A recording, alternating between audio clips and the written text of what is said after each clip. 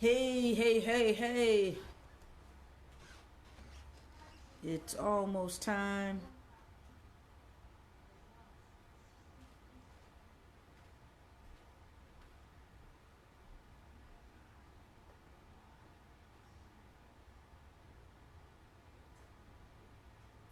Let me get myself into the Zoom room. Aha. And unmute.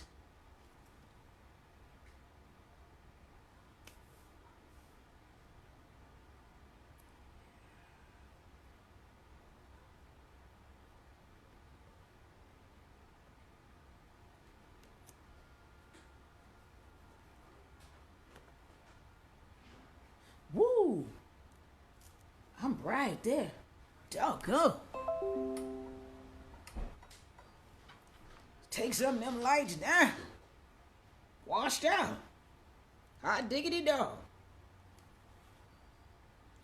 So we are here with Let's Talk with Lisa and Rasheida in the Zoom room.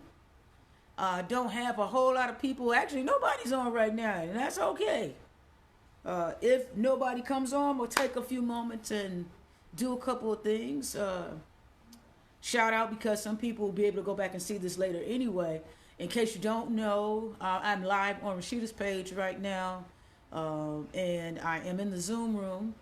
We have a weekly meeting, a weekly show, 7 p.m. Central. Let's Talk with Lisa and Rashida. And Rashida's not with me this evening.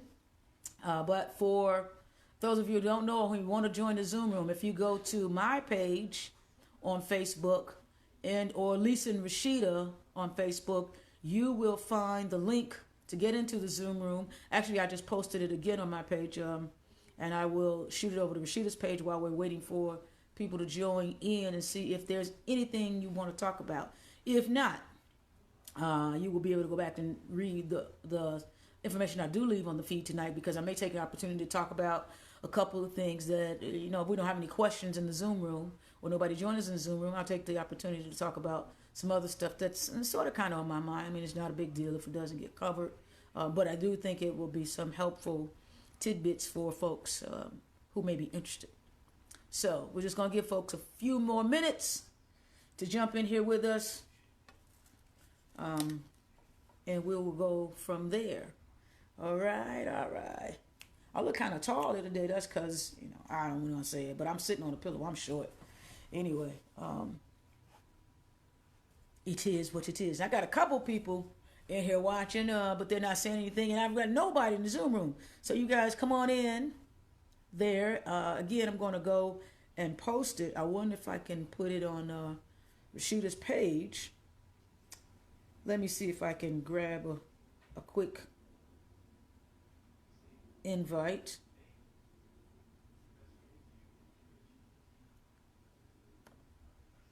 Let's look here.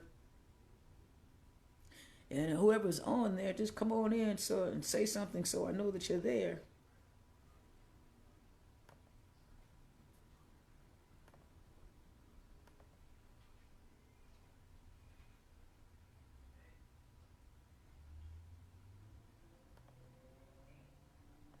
Ah.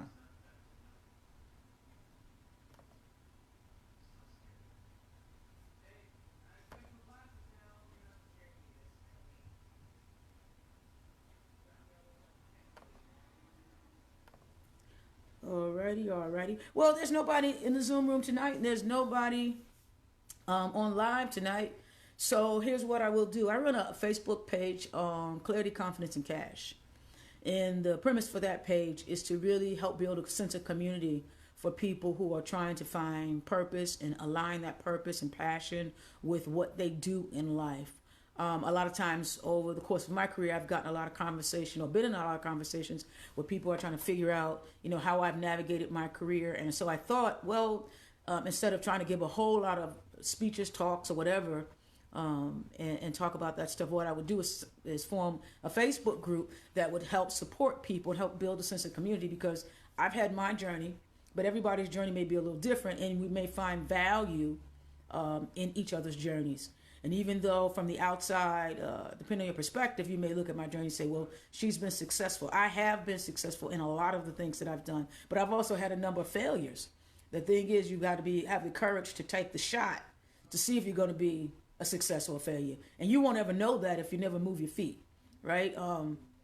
So forming the group, I thought would give folks the opportunity to come together and know that you really shouldn't look at each other's journeys, but just to start, just get in the race anywhere and look at each other's journey from the perspective of, I can do that, but you got to get started somewhere. So don't look at the success of somebody else has had and whether or not you should be even or in a competitive sort of situation, but look at their journey and say that whatever they have already gone through, you can do it too, particularly if it's something you want to aspire to or acquire. So you just jump aboard and then talk with them about their journey so that you can start to craft your own situation or your own journey. But you don't have to really be in competition with them to do that.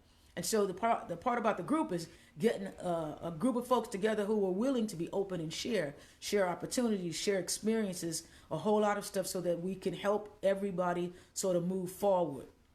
So if you get an opportunity, jump over to Clarity, Confidence, and Cash and get in the conversation. We have some really talented people in the group. Some people are writing books. Some are in the medical field. Some of them are truck drivers. And we've got a multitude of careers covered by folks who are in the group. A lot of entrepreneurs.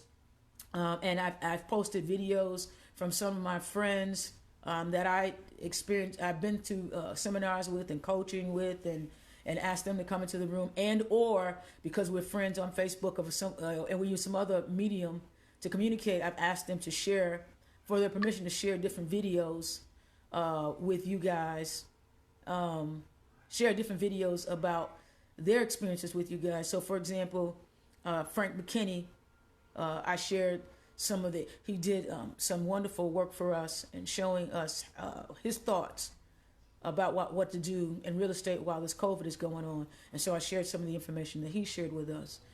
There are some other people that I'm going to bring into that room as well and share some of their experiences.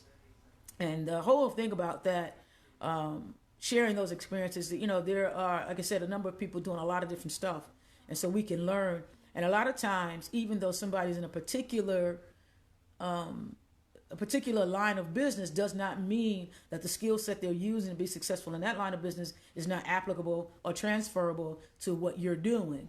And so, you want to sit through those coaching sessions and listen to what they have to say, because you may not be able to make a direct correlation a lot of times, but there's still some of the same skill sets or the same kind of situations that will seem familiar or ring familiar with you, and you will see how you can navigate some of the waters if you're facing some of the same issues or some similar issues. So again, get on over to Clarity, Confidence, and Cash and join us so that you can take part in that conversation. One of the things we've been working on in the group right now has been mindset, because mindset really determines your ability to navigate. How well you go through life is really determined fairly early in our lives. Hey, Jonathan, thank you for joining in. It's determined really early in our lives. What happens in our early formative years, how people talk to us, how people make us feel. They plant, it's like a plant, like a garden. Whatever's planted in your psyche about you in your formative years, whether you believe it or not, when you get to be a young adult, your teenage years, whatever, and you start to sprout, those seeds that have been planted in your formative years, those are the views, the vision, the lenses that you see decisions through. And you make a lot of your decisions based on what seed it was that somebody planted in your head about yourself in the formative years. And so that group and Clarity, Confidence, and Cash, we've been working on mindset and trying to replant or unseed some of the early things that may be stumbling blocks for us at this point in life. Because again, a lot of times we're looking through those lenses and we've bought in to some of the negative narrative about ourselves. So rather than continue that negative narrative, we've been going through exercises in that group to help us get rid of some of those negative narratives and to replace those negative affirmations, if you will, because that's what they are. You're doing it because you believe it about yourself, whether it's on a conscious or subconscious level. That's how you're making decisions. But we want to get rid of the negative stuff that you may not realize is there and put in its place some positive things. And so go into the group and look at some of the exercises that I posted, particularly around, I want to say the beginning of April 5th and 6th. Look at some of those videos and start to practice some of those affirmation exercises, because once you get your mindset right, it will lead to more opportunities in life, which will then lead really to more cash in life, right? You start to believe you can do certain things. What you will do is stop being fearful, and you'll start to move into your purpose and to do those things. You won't be worried about it. So, everybody looks at Michael Jordan. This is the ongoing argument in basketball. Is Michael Jordan the GOAT, or was Kobe Bryant the GOAT, or whatever? But here's the thing. It doesn't really matter which one of them is really the GOAT. What matters is they both took a gazillion chances and shots, and all they had to do was hit. They took 1,000 shots. They missed 500 of them. I mean, good God. But they hit 500 of them. And that's what makes the difference. If you don't shoot, you're never going to know whether or not you ever could hit the shot. If you play it safe all the time, 2 plus 2 today is 4. And 25 years from today, it's still going to be 4. If your goal is to reach 10, at some point, you got to stop adding 2 plus 2.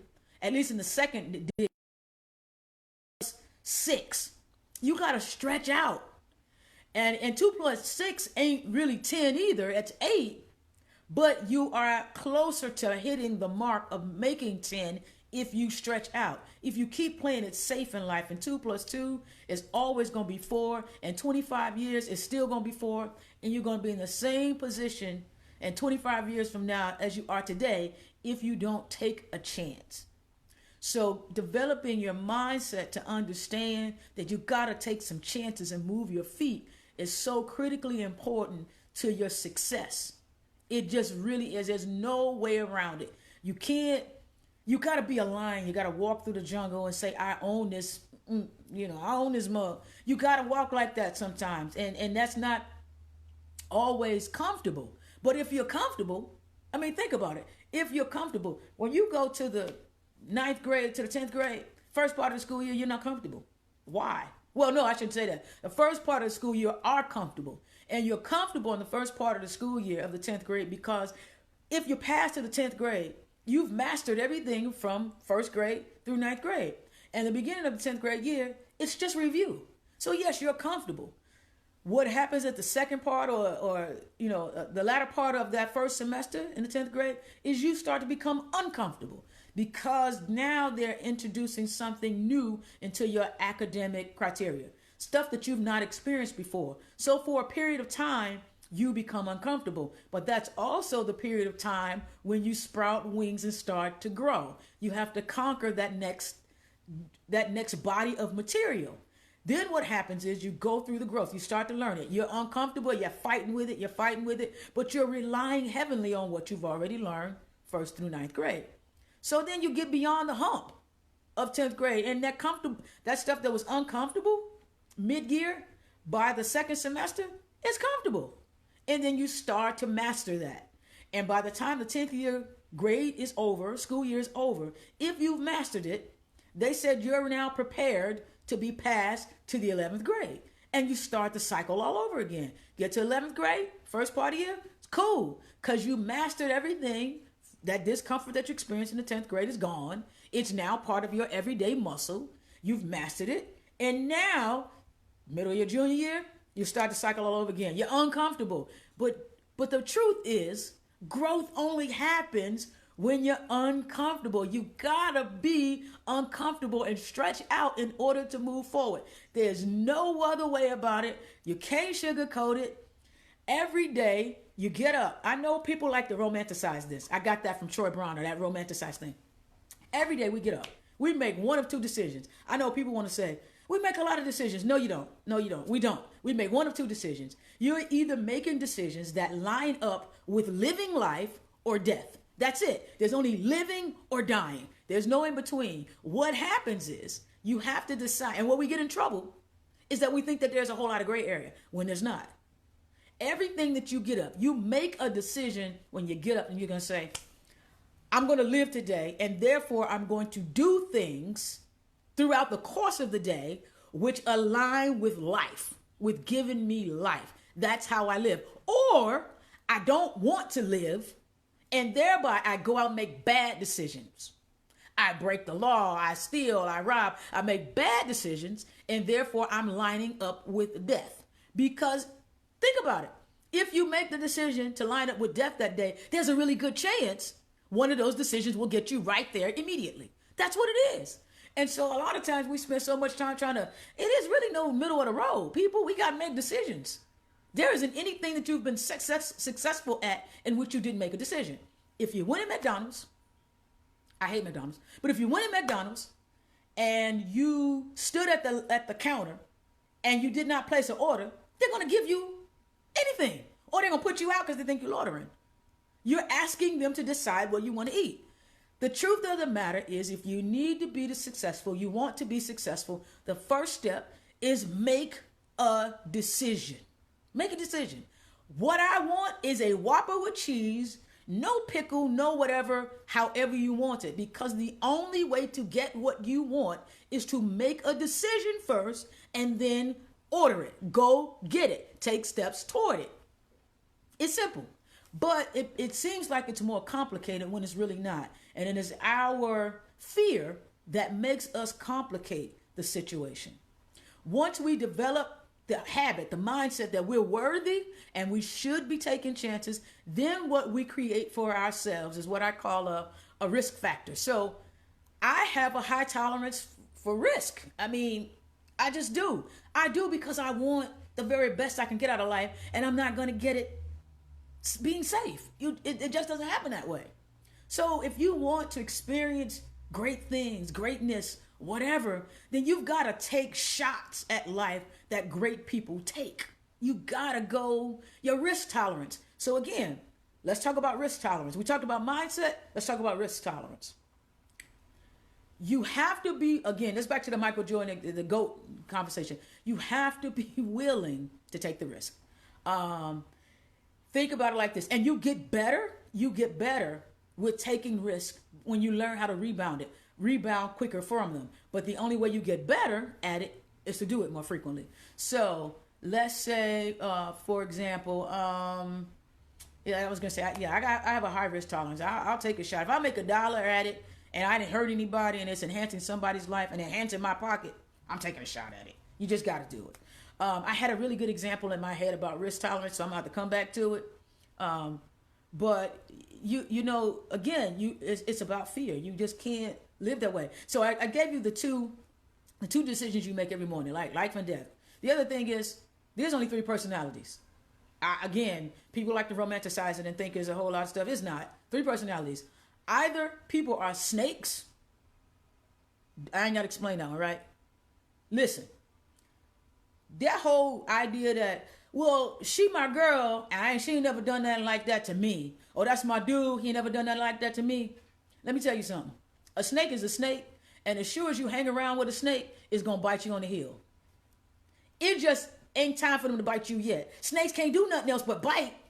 And the more frequently you're around the snake, the more it increases your chance of getting bit at some time. So just cut the head off snakes, kick them to the curb. They ain't really got to be in your life because snakes don't serve no purpose except to take you out.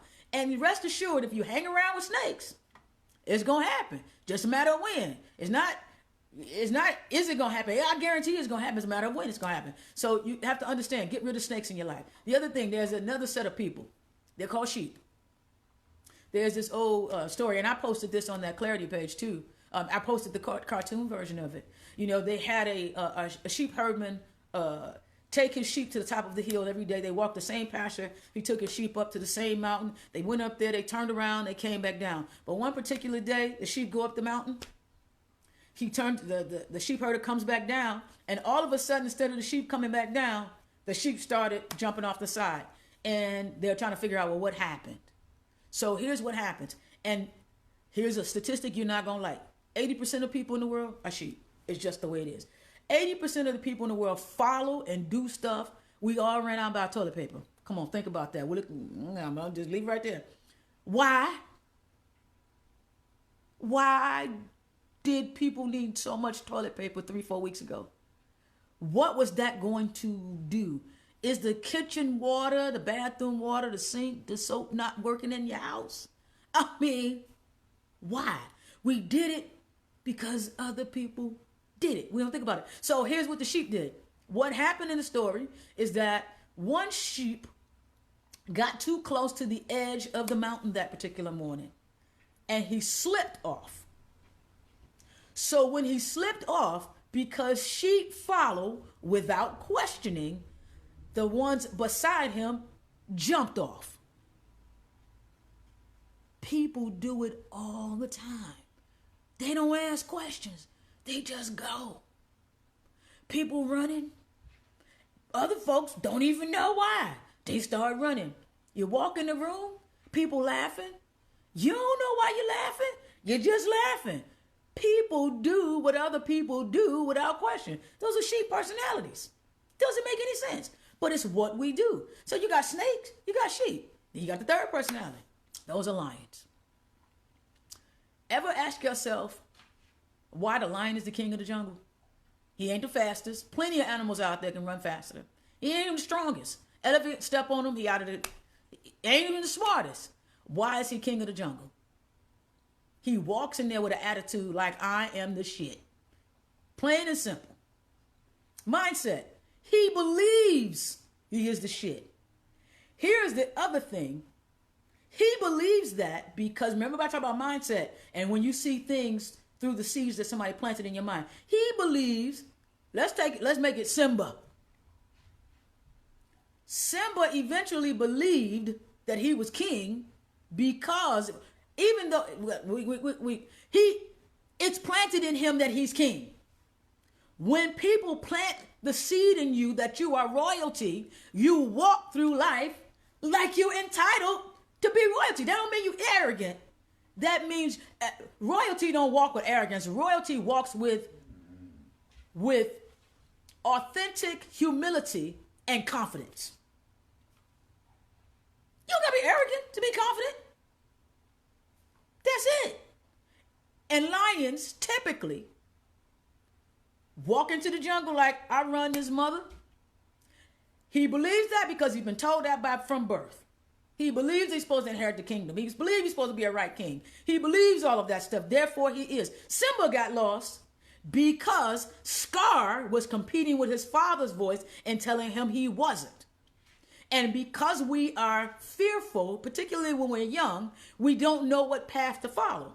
But if we listen to the wrong person and we don't eventually replace those tapes in our mind, what it took was for Simba to get himself in some stuff. But eventually he did the exercise that I told y'all to go do on the clarity page. He replaced those doubts with some affirmations, and he came back and took his rightful place. We'll make decisions. Lions walk in the jungle like they run a joint because they believe they run it. So you got to decide how you going to walk through life. That don't mean you step on other people, because real kings and real queens treat people right so that they want to be a part of your kingdom. Because remember, whether you like it or not, most people around the kings and queens, they still sheep. But if you have we got the wrong kind of royalty at the helm of the United States right now. Got a whole lot of sheep. Some people went so far as to drink the damn Clorox last week and ended up dying. It just doesn't make any sense. Think for yourself. You don't follow everything. But here's the reality, whether you like it or not, people typically fall into one of the three categories. Stop surrounding yourself with snakes. You're not going to have a choice but to surround yourself to a large degree with sheep. The problem is, or not the problem, the question is, are you going to be amongst them or are you going to be leading them and teaching them? So and all of that leads to your risk tolerance. What are you willing to do to get ahead in life? And when you become comfortable in all of that, it ain't no big deal. After a while, Michael Jordan would take all them shots. He was just like, hand me the ball. Shit, I'll shoot. Kobe the same way. Hand me the ball. I believe I can hit this shot. I don't care if it is from half court. Steph certainly believes it, which is why he shoots from where he shoots from. And guess what? Not only believe it, he believed it so much he did it. And guess what? Now everybody want him to have the ball, so you believe it too. That's it. That's it. It's about mindset. You gotta get out of your own way and out of your own head and go get what rightfully belongs to you. Here's the thing I was going to talk about: risk tolerance. Whether we believe it or not, everybody who's been to college through academia, went from high school to college, we all bought the narrative. We bought our risk tolerance. We took a risk right there. We bought the idea that because people ahead of us had gone, a lot of people, and because the people around us told us we needed to, we went to college. We took a huge risk. I don't know about you, but I came out of college with $72,000 worth of debt. I didn't exactly get the job that they told me I would get after I spent that kind of money upon graduating. My first job out of college was $3.50 an hour. Now, I know a whole bunch of people out there can identify with that. It didn't match up. Did I take a risk? Hell yeah, $70,000 risk. Was it worth it? No. If I knew today what I knew then, I'll tell you this. I've made more money, and this ain't bragging, I made more money using the skills I didn't acquire in college than I ever have the skills that I did out of them books. If I knew what I knew then today, I wouldn't do it. Here's the further back that up. The Bible says nothing about a PhD or a master's degree or a bachelor's degree. Now, don't get it twisted. There is a maturation process that takes place during those years that is awesome. You got to have that. I mean, I subscribe to it. I had a great time in college. But let me keep it funky. The skills that propelled me from $80,000 a year, mind you, the year that the stock market crashed, and everybody told me I was crazy. You gonna quit your job? I was making $86,000 a year the year the stock market crashed. Everybody's like, you quit? Are you crazy? I quit after having a long 2 months worth of prayer and discussion with my king. And in the middle of that, the very next contract I signed was worth double what I've been making. Now, here's the thing. The skill that I used when I quit had nothing to do with anything I had learned in college. It had everything to do with what I had been doing all of my life, which was running my doggone mouth. I became a consultant. I became good enough that people wanted to hear what I had to say and were willing to pay me $100 an hour to hear it. I didn't learn that in college. That was something that I was doing since I could walk. Anybody who's on here who's been my friend, I see Ree Brown is on it. I've known Ree Brown since kindergarten, Washington. She can tell you I talk. I was on the phone with her earlier today. I talk. That's not something I learned in college. That's who I was. My point is this. God already gives you the gifts and the talent. The Bible says your talents will make room for you. Your gifts will make room for you. It don't say nothing about your degrees. So I'm saying put all of that together. We're afraid to go chase our passions when we already know what they are. God has already suited us up. So when we put all of that together and we got the right mindset and we're willing to take the shot and take the risk and we understand that we're kings, we're lions, we can walk through the jungle, we will line up with purpose. So I'm just saying, since I had no Zoom room folks joining me for a chat, now if y'all got questions, go ahead and throw them in there and I'll answer them because I've got some people who've come on live right now. But chase your dream, man. Chase your dream. Stop being afraid. Get out of your way. Everything that you want to do, yeah, like I said, go to my page and I've written these exercises down. Write down, again, Bible, write the vision. Why? It's so simple. Every time I go into Walmart without a list, if I did just go in there for bread, I don't know about anybody else, I am $100 up.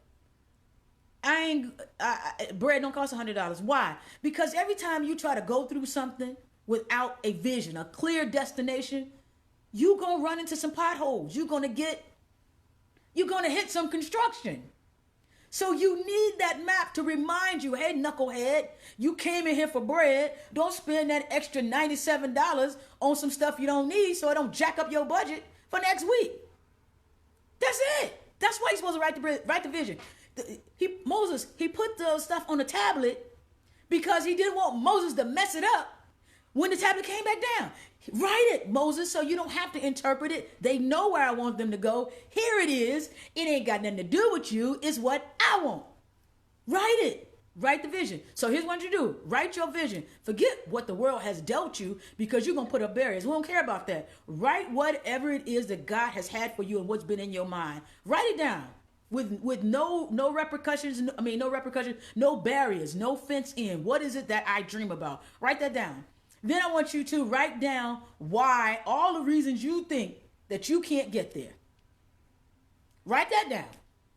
Then I want you to take those reasons and I want you to flip those statements into affirming statements. Statements that say, you say, well, I can't do it because of this. I can't do it because I ain't got enough money. Well, you need to start writing in its place, I am rich. Rich people move in a certain way. It ain't got nothing to do with money. It has to do with mindset. Rich people move in a certain way. I was telling somebody earlier today, because they wanted to get in one of my coaching programs. And they said, I don't have the money. I said, let me tell you something. I spent a conference a couple months ago, before all this crap came loose. I spent 8 days in a room. I don't know if you guys are familiar with Jay Abraham, but he is the gentleman that coaches the folks who are on the Shark Tank. He's their coach. So I spent some hours with Jay, with Omarosa. We'll talk about that later. And some other billionaires. Fred Fishbeck, the guy who created the floppy disk. We spent some time with Fred. As a matter of fact, Rasheida and I were in a conference with Fred not too long ago. That was streaming anyway, so we didn't have to go. But here's the thing. What I've learned from hanging out with millionaires, I have, for real, I didn't even know this was a whole nother thing. At this particular meeting I was with for 8 days, there were 2,000 millionaires. There were 6 billionaires in this room. Here's the thing they all had in common.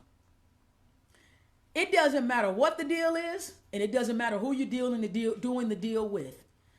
The first rule is you never leave the table without the deal being done. What does that mean? It means sometimes it ain't just about the money per se. What it is that the two people got to come to some agreement about who's going to get what that is beneficial to both parties. So I was telling the young lady the other day who said, I want to sign up for your coaching. Don't leave the room without a deal. But she didn't catch it. Millionaires don't ever leave the room without deals. Ever, ever, ever, never leave the room without a deal. That's how come, and that's the very number one reason. Well, number two reason that they are millionaires. The first reason is they made a decision to begin with to make the deal.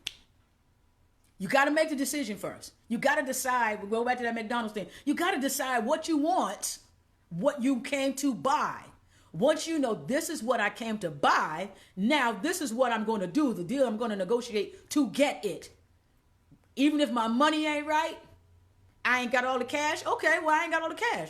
So let me tell you what would it take to make this happen from your perspective? What would it take? Because at the end of the day, you want to walk out with the thing that you came in there for. What's it going to take for us to work this out? All right, well, I can do that piece. Oh, wait, I can't do that piece. All right, well, what in place of that? You keep massaging that piece. It's like a piece of clay. You keep massaging that piece of clay or that pottery until it looks like the vase that you came in there to make. That's it. So, anyhow, I have now taken up, almost 30 minutes. And again, I'm talking about this. This is Lisa and Rasheida live. Let's talk. But Rashida's not with us. So I was taking the opportunity to talk with you about some things that I'm going to go post in my Clarity, Confidence, and Cash page, because really my whole purpose in life at this point, again, and it's not a bragging thing. I done made $1 million and I done lost it too. I know how to do that. It takes risk. You gotta take the risk. You're never gonna experience the things in life you dreaming about if you just keep dreaming about them. Take it. Take the risk. Take the shot. What's the worst thing gonna happen? You ain't gonna fall off the planet, off the face of the earth and die. That ain't gonna happen. You're only going to die if you get up and make death decisions that morning. Walk out and walk out in front of a car, steal something from somebody. Those are death things. But other than that, you're living life. Live it till its fullest. So again, come into the Zoom room. If you go to our Facebook page, there's a link to get into the Zoom room. You can come in there and we can talk live there, or I can continue to talk to you live here. Or if somebody want to throw some questions, I see Michael Booth, Glory Melendez, Reed Brown, Denisha. Oh my God, I haven't seen you in a long time. D Harris, I see all you folks out there. Come on in. Throw some questions up if you have any. If not, again, I encourage you to, first of all, subscribe to our page if you guys haven't already. We have done what I understand has been record time. We should hit, I think we're going to clear 2,000 subscribers this month, and the month ends tomorrow. I know we're real close, which means that we gained almost 1,000 subscribers this month. And from what YouTube is telling me, because social media is not my area of expertise, so I rely on other folks. And I have I think she's amazing, social media manager named Chandra Franklin. So shout out to Chandra. But she takes care of all of that stuff for me. And Raymel Reese, who takes care of all the video editing and production stuff for us. And we're growing and we're doing new things and getting better and better at this craft, but monetizing. And so I will say this, speaking of that, here's something I will share with you in the whole vein of taking risk. The other thing is diversify. Please diversify. I was reading, Warren Buffett is one of my heroes, so I try to keep up with what he's doing. And so, we've been talking about this COVID thing and how people have been impacted. And I don't know if I'll share it with you, because I already told you some of the statistics. I'm not going to get no stimulus, nothing. It don't even really matter what the criteria is. I ain't going to qualify.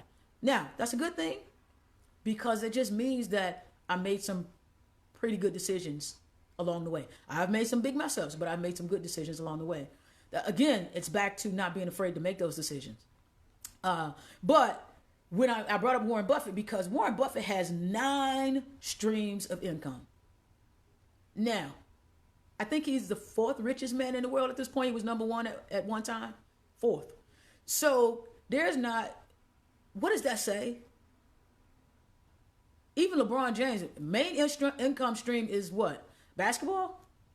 He has several. Warren Buffett is his advisor, by the way. Folks, we particularly as brown folks, we collectively, I ain't never been nothing else with brown. So if there's anybody else who is non-brown on the feed or live, I apologize, because I don't mean any offense to you. All I can do is speak from a brown person's perspective. And I believe I know this. And if I'm wrong, somebody put in the chat, Lisa, you wrong. We collectively, as a community, believe, and probably can prove over time, that capitalism for people who are not brown is the number 1 priority.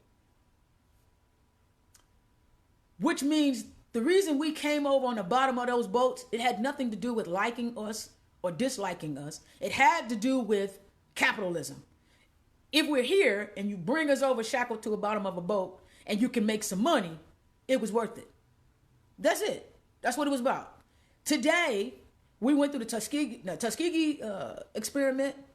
Again, it was about using us to find out, could we develop vaccines, et cetera, et cetera. It's about capitalism. It's about making the dollar. And here we are today, being in the Petri dish again. And so we collectively believe, okay, I'm getting thumbs up and hearts about this, so okay, good. So we collectively believe that nobody's really fighting for us. Here's the problem that I have with us, though, when we do that. We believe that, but we haven't done enough to diversify for ourselves. Now, I get it. Again, it's about risk tolerance. We don't want to jump into every little scheme that people have, every little so-called business venture that people have. We question and we want to sit back. But the problem is, all right, if you jump into one and it don't work, cut your losses. But if you jump into one and it works, then you got at least two streams of income. So when stuff like this happens, you ain't got to be going crazy about how things are going to take place. So if Warren Buffett got 9, I'm just saying, then perhaps we should be working on getting more and getting 9. Now, how do you choose those 9? Well, there are some people, and I get it. Everybody don't want to sell life insurance. Everybody don't want to sell stuff. I don't know anybody who likes salespeople like sales because they understand the revenue that it creates. But I'm not a salesperson either. But there are some things that are just easy and common sense. I don't care what it is. What I'm telling you to do is you got to get more than one mainstream of income. And it should be passive. If that means pick up a house, and I'm not one for flipping, because you have to hold it looks great on TV, but as long as that house is not occupied, you got to pay the taxes and insurance on that. So don't fall for that okie doke unless you got a lot of capital to float. Because every month that house sits empty while you are renovating it, the county want their money, and it's gotta be insured. There ain't no two ways about that. So whether a house is rented out or not, depending on what area it's in, you could be looking at if it's $1 million house, you're looking at $25,000 a month, and you ain't getting nothing out of it. It's just sitting. So I'm not saying flipping. What I prefer rather than flipping is renting. And I know people won't be bothered with the rental stuff because they think tenants are headaches. And yeah, they can be headaches. But you can also pay 10% take 10% of the rent and not have a headache by paying a property manager if you got enough properties, or if it's just worth it to you. So it ain't got to be your headache. I'm just saying you need to do something. So buying a couple properties, rent them out. That's an idea. There are people who sell insurance. I was on watching, so if you guys don't know who this is, check him out, Malcolm MJ Harris, and I'm going to post some videos from MJ Harris on my Clarity page, because MJ used to work for the firm that I work for, Accenture. And MJ left after what we call the analyst role. He left because he started selling life insurance policies. He not only left, but this boy has built $1 billion conglomerate now. I'm calling him a boy. He's a grown man, so my apologies. But he sells life insurance, and he's still consulting, and he's built a firm. What's my point? You got to diversify. You got to take a chance somewhere. You just gotta. You can't play it safe and think you're going to have the life that going to take you around the world. It's not going to happen that way. You got to do something. So get yourself a side hustle. Try to get a side hustle that makes you passive income. Rental property is passive income. Selling life insurance is passive income. My wife just got into something. Now, we've been on this health kick journey for a while. Some of you guys know I was 308 pounds. I lost a lot of weight. We've changed our diet over time, and it's gotten progressive. Every year we've tried to introduce new stuff. She's gotten to something recently. Now, reason she got into it, because Rasheida has allergies to everything. She has allergies to everything. The dog was getting sick. The vet was hitting us for $1,000, $300 he said, the dog is allergic to stuff. What the hell? Well, the dog is licking her paws, and she's running around licking her paws after she's walked around on our clean floors that we have done with all of the normal products. Now, we've done it because we black. That's what we do. We know when it smells like bleach and Ajax and all that. It's good. It's clean. My mother died of liver failure, and they don't know how she got it. Ain't smoked, ain't drank, ain't did none of that. Here is my 2 cents. It's just my belief. Over time, whether we drink the stuff, we ain't gonna drink it like the fool said, but over time, we are still exposing ourselves to so many toxins, et cetera, that it's going to take a toll on us. It's just a matter of when, right? And I believe because of her, she was in healthcare. She's been a nurse since the 60s. She's been through the Vietnam era. She went through all of that stuff. I believe that it was just stuff that she's been exposed to over time. Back then, nurses didn't wear gloves. They didn't have no universal health care. I would remember as a kid, there used to be a store called Bilos on 15th Avenue in Gary. I remember when this girl got beat up, my mom just stuck her hand right in all that blood and stuff and was like, I'm going to save this girl's life. It wasn't a second thought for her. But today, if she stuck her hand in somebody's blood like that, open cut, she could be HIV positive. They just didn't practice that kind of stuff. So nurses, thank you again for all of you caretakers who put your lives on the lines for us every day.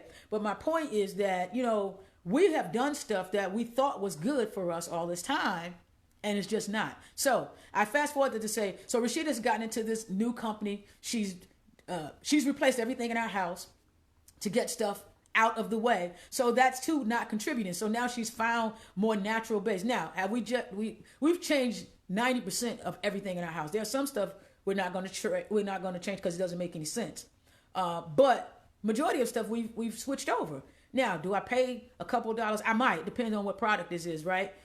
You might pay a couple extra dollars, you might not. Because they sell things in concentrate, so it's easier to dilute and it takes a longer time. But my point is, if you want to be healthier, again, like I told you guys earlier, every day, there is no gray area in life. You're either deciding to do things every day when you get up. I'm going to live life or I'm going to go to death. You are making decisions every day that either lines up with life or death. Ain't no gray area. Stop thinking that. There's no gray area. You got to pick things that will contribute to lending itself to the quality of life for longevity, or you're picking things that's not. And I get it. I'm not on a soapbox to anybody. I've been using all that stuff all my life. That's all we knew to use. But you have to look at it like this too. Our people only had access to certain things. So that's what they taught us. Now that we have better access or more access, even if you don't get the stuff that Rashida's doing, I ain't saying do that. I'm saying just do better. We got to do better. Which leads to my last topic. And I'm going to get off here because y'all not really asking me no questions. And ain't nobody in the Zoom room. Which leads to my last thing. And I'm writing an article about this. And hopefully it'll come out. Hopefully I'll finish it up within a couple of days. You know, I try. We always talking about small businesses. In particular, in the brown communities, supporting small businesses. It is my opinion that it's not big corporations that are killing small business. It is us, and I'm going to say it again, it is us and our mindset. Here's the situation. And somebody brought this to my attention recently. So again, I'm not picking on anybody. I do the best I can. I ain't got it perfect, but I can tell you this 100%. I get up every day trying to do what I believe to be the right thing that adds value to the quality of life in the community that I live in and which honors God. And so somebody brought to my attention recently that the mayor of the city that I live in right now bought lunch for people at the hospital, our local hospital, but he brought that lunch in from a barbecue place that was in an adjacent city. I don't get that. In geography, to go, now that person lives out there, that's fine, I guess. But you support the city that you're the mayor of. Don't buy it outside of the city because there are a whole bunch of good barbecue places. And even if they ain't great, the point is you're giving back to the community that you are part of and that you're the mayor of. Now, again, I didn't read it myself. I'm just saying that was brought to my attention. But I brought that up to make my point. I recently had to buy some tires, and I went to a place on 25th Avenue. It was a very small Mexican-owned place. It's been there since God knows. It's been there a long time. And yeah, they cannot give me the same guarantees, warranties that Firestone can give me. I can drive about 15 miles or not even that far and get this big corporate warranty guarantee and all of that stuff. And I get that. And here's the bigger thing. They could give me a better price per tire. I get that too. But here's what happens. If I continue to go to Firestone, who don't know my name and who could care less about my community, then what happens to the places in my community? How do they survive if I keep expecting them, if I keep patronizing Firestone? Yeah, am I going to pay a little bit more? Yes. Can they give me the warranties? No. So what I do, again, it's just my effort. I do go to Firestone. I go to Firestone to get the services that my little community tire place cannot provide. For example, they can't give me lifetime on tires or lifetime alignment because they can't. They're too small. They're not big enough to give that kind of discounted volume because they're not big enough to negotiate that kind of discounted volume from their vendors. So I go to Firestone. I buy my lifetime warranties, those kinds of things there for alignments and that stuff. And then I go to the small place and I get my actual tires, the things that they sell. Then I take my car out to Firestone because I bought lifetime. They have to align them. That way, I'm giving I'm giving as much as I can within my community, and I'm offsetting by taking it somewhere else. You got to think about that. If you want us to survive as a people, you got to be creative in how we going to support people. And then here's the other thing. Stop going into our restaurants that we own. When I was finna cuss. I am going to try to cuss. Stop going into our restaurants that's owned by brown people and criticizing the hell out of us. We sit in Red Lobster. The Darden family owns it. They don't know you. They don't care. But we got a local couple of joints. We go in there, the grits ain't right, or this ain't right, and we get on Facebook and some other social media and bash the hell out of them. And then people stop going. And then we're going, well, listen, you went up to Red Lobster and you waited an hour and 30 minutes. And somebody back there effed up some of y'all's food. So cut it out. That's all I'm saying. We gotta stop. We just gotta stop. If we want people to, give them the feedback and say this wasn't cool, or this is what I had, and hopefully they'll be open. But they can't be open if you're bashing them or you coming at them some kind of way. And here's the reality: we have all had bad experiences in all kinds of restaurants. But if we want the ones in our neighborhoods to stay open, help them out by telling them what's wrong constructively so they can make some adjustment. And if you got some expertise, go in there and ask them, can I help? Listen, I'm coming to you, and I've done this. I've asked to see managers and stuff, or owners, if I can, and say, listen, I'm going to come here because I want you to survive. But this is, especially if it's my area of expertise, but there's a piece that I've observed that's broken in your process, and I will help you fix that if you will allow me. And get it done. And get it done. All I'm saying is we gotta, it's not big business breaking breaking our backs in small businesses. What's killing small business is the small minds of the community it is established in. That's what's killing small business. We gotta change the way we think about things and people, and stop just bashing the heck out of everybody. I mean, again, I ain't perfect. You're not perfect. I'm not talking at you. I have to remind myself to do certain things. Like I said, I do my best. Anybody who told you that I maliciously did anything or said anything crazy, that's a lie. I just don't roll that way. And if I've said something or done something to offend you, unless I meant it, now don't get it twisted. If I mean to offend you, you know that.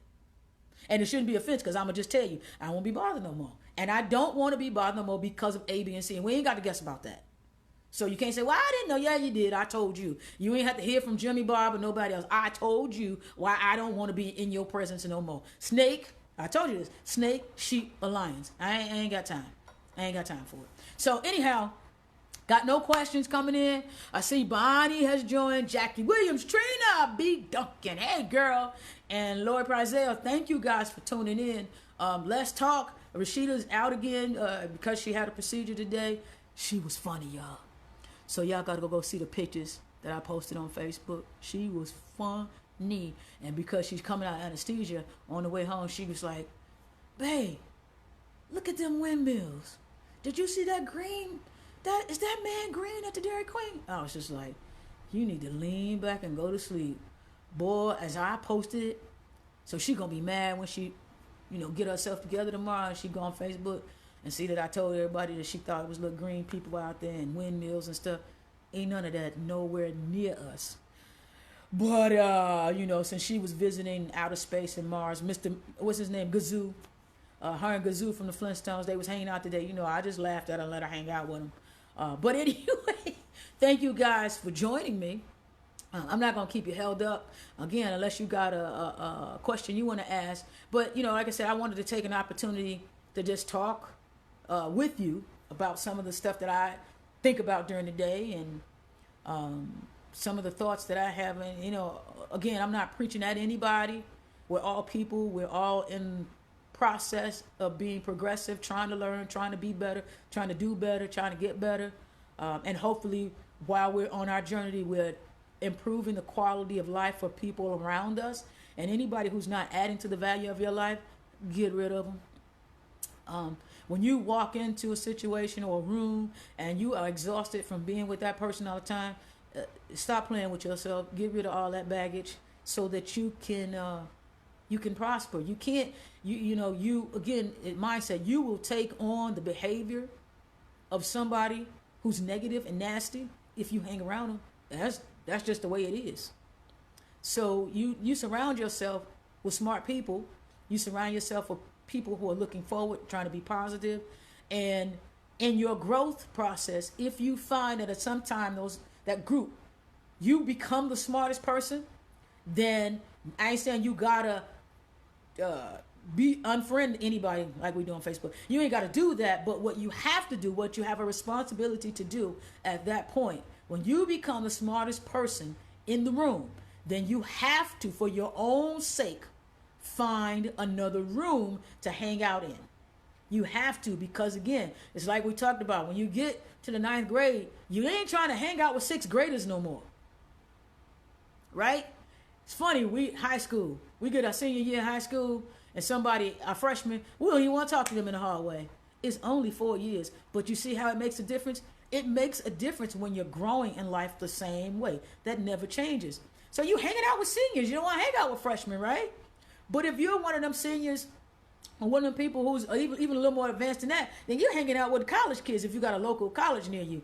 I'm just saying you need to get into a room that is challenging you and hang out with people who are challenging you. Now, that's not to say that the 6th grader won't catch up. And you can touch base with them and you can help bring them along, but you can't hang out with a bunch of 6th graders when you have graduated to the 8th, 9th, or 10th grade. It's just not going to be a whole lot in common to talk about. And there ain't nowhere for you to grow. So you got to change rooms. All right? So, I'm done with my soapbox. I thank y'all for hanging in with me. I hope something has been positive here. We've deposited some seeds. Again, join me. Subscribe to our channel. Join me in my Clarity, Confidence, and Cash page. This week I said I'm going to be posting. I'm trying to get some more of my friends to, particularly, and I'll save that. I'm trying to get some more of my friends to allow me to share some of the stuff, some of their coaching sessions and stuff, because there's some powerful stuff in there that you can leverage. So sign up, follow us on Instagram. If you chimed in and you guys see Rashida's Facebook Live page, but sign up for Lisa and Rashida's Facebook page for our Instagram. We're on LinkedIn. We're on Twitter. And give us some feedback. Let us know. We want feedback too, because we want to grow, right? We want to be answering the questions that Google can't. And we want to, we try to be as authentic and share our journey, our failures and successes, so that, some people don't have to repeat. I was always been one for, I don't need to burn my hand. It's painful. I've been there, done that. So if you can tell me how to avoid burning my hand and falling down in a pothole, I ain't got no problem with taking that. You let me know. Shoot, I can save that time and scars for something I can't predict or I can't see. I don't need no unnecessary scars if I can avoid them. So that's all I have. I'm going to say again, if you've got some questions or you want to dialogue about anything in particular, go ahead and throw it in the little chat window. Nobody ever joined me in the Zoom room. You guys got to stop being afraid of that too. Come on into the Zoom room so we can talk face to face. I like to see who I'm talking to. You know what I'm saying? Hey. Come on in the Zoom room and check us out. So, any takers? It's like an auction. We're going once. I'm going to say hey to everybody. Once, twice. All right. Well, you guys have a blessed evening. My beloved will be back. Prayerfully she'll be up and around tomorrow, but she'll be back for sure, because we got production shoots coming up in a couple of days. Thank you, love you, and God bless.